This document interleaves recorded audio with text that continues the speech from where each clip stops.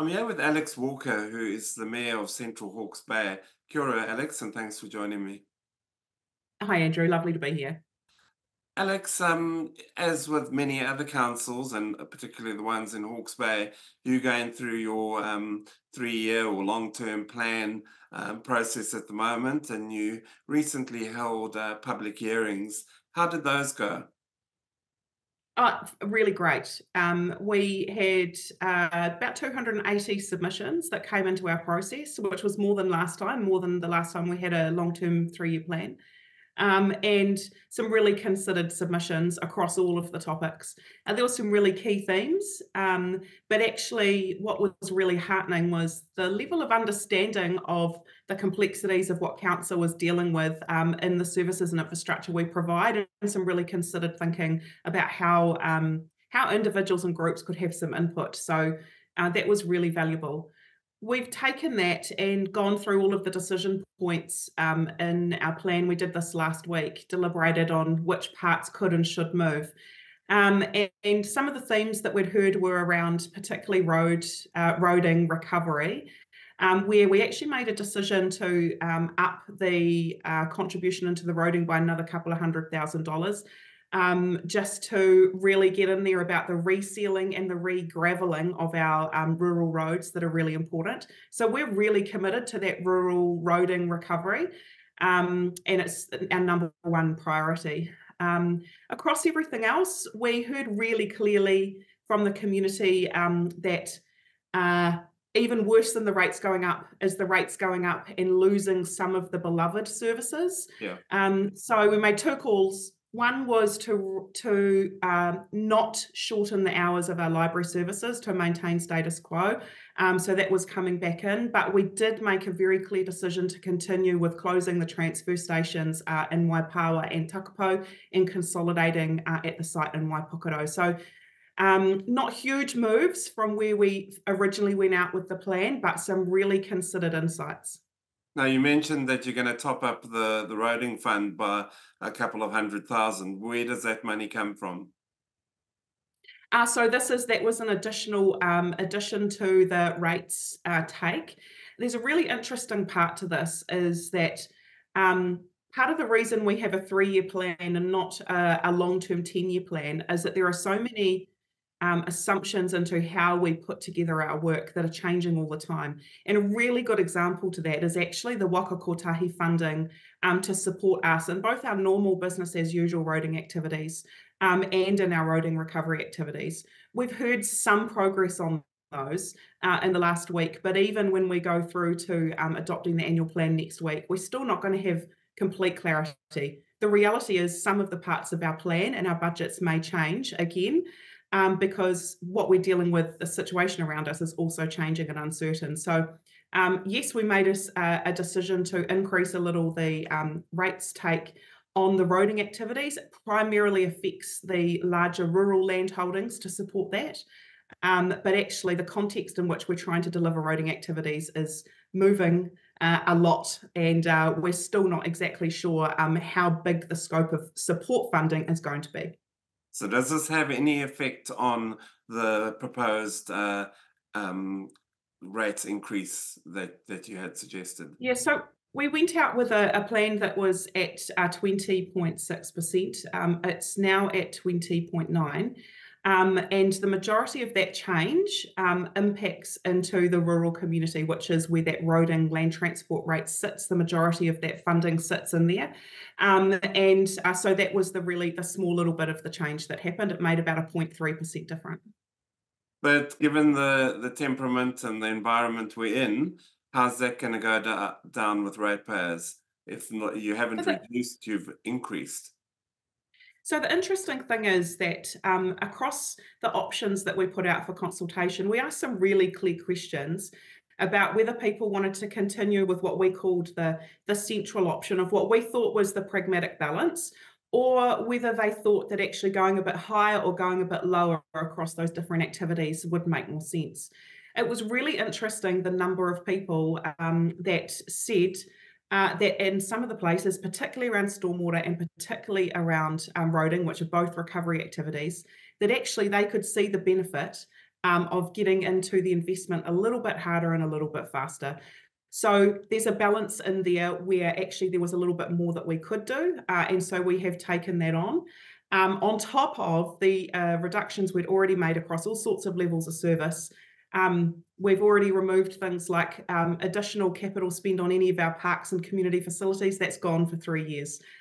There is going to be a reduction in all sorts of things that people can see. There's going to be changes in some of the roading activities we're able to do. Some of our safety works we've had to deprioritise. So there's a really complex mix of things that have gone up and down.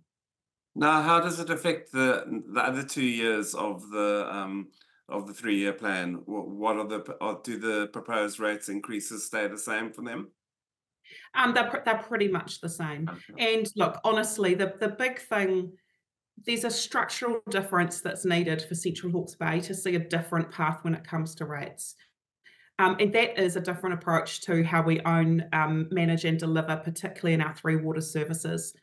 This is the space that's putting really significant pressure on our ratepayers, particularly our urban ratepayers, and on the council balance sheet, which then constrains the other things that we're able to do. That is a very big part of our work plan of how we move forward, is how we continue our work together with the other Hawke's Bay councils about how we rethink how we do this, and follow the signals of the incoming government to reshape under their new regulatory environments. Now, you had an early start to the day last week when you went to Napier for a fairly early morning meeting with the Minister of Transport and Local Government, Simeon Brown. The other mayors in Hawke's Bay were there as well. How did you feel that went? Oh, look, I think that we've had a really good audience from Minister Brown and previously from the Prime Minister when it comes to our recovery and particularly around roading. So the budget announced 330 million for across the country for further local road recovery funding. There'll be a slice of that that comes to Hawke's Bay and a slice that will come to Central Hawke's Bay. We're working through the details of what that looks like. I think the big message for me that came out of the meeting with him last week was we're actually really joined up in our will to go as fast as we can and as efficiently as we can to get as much work done on our road network as we can, and quickly. Truly this moment of that the more we can do now, the lesser it's going to cost us further down the line. And so we're really joined up about how we work together, and when we have got plans we're working through with Waka Kotahi to be budget bidding into next year as well, but actually go fast and be more efficient. We're very aligned on both of those directions. Now, I had an interview with the minister after your meeting, and because he had had a stand up with about the roading issues, but we spoke about local government, and I put it to him that all the mayors, including yourself, have told me in the past that the system of local government is broken and needs fixing. And Mhm. he seems to think that they are fixing it and that there are funding tools available for councils. Are you happy with that? And are these available? And is it practical for you to be able to use these? So the funding tools are not expensive enough, they're not detailed enough, and they're not relevant enough to all councils. So there are some legislation around funding and financing tools which are not currently relevant to a small council like mine. Some of those off-balance sheet mechanisms, even in the Local Water Done Well bill, which has gone to the House, has got some mechanisms to assist water care in Auckland, which is a three water CCO. It doesn't automatically create those provisions for a CCO if it was to be done in Hawke's Bay or anywhere else. So we think that, well, I think that there is still not enough tools. We can't use anything like tolls at a local level. We can't do things like bed taxes or other ways to look at economic activity in the tourism space. So we are fairly constrained. And the reality is there is a question of when it comes to our core infrastructure, are property taxes the right way to be paying for that core infrastructure, or is it linked to GST or other tax incomes that are more directly related to economic activity? And there seems to be, at the point that we're at the moment, there's a bit of a disconnect when it comes to those two things. And a small council like mine has not got the balance sheet to spread that debt and that financing over a long enough period that it's sustainable for our very small number of ratepayers. And so some tools, but not enough.